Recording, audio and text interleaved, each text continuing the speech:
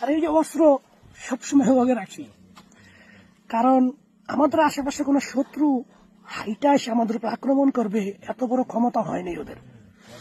তবে এই ড্রোন গুলো আসে, এই ড্রোন গুলো আসার কারণে আমরা হতভম্ব হয়ে যাই, রাত্রেবেলা বেশি ভয় থাকে।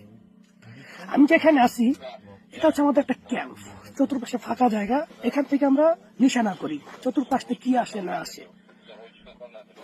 পরের পর্ব আপনাদেরকে আমি দেখাবো নেটওয়ার্ক জাম করে কিভাবে ড্রোন গুলারে আমরা নিয়ন্ত্রণ করে নিয়ে আসি। রাশিয়ান সোলজার যারা, তারা বলতেছে যে সোহেল তোমার এটা দিয়া দিছি, তুমি এটা বাংলাদেশে নিয়ে যাও। তবে আমি চেষ্টা করবো ওই ক্যামেরাটা নিয়ে যাওয়ার জন্য, হ্যাপি একটা ক্যামেরা। তবে নিয়ে লাভ কি, রিমোট তো আমাদের কাছে নাই, ইউরোপিয়ান আমেরিকানদের।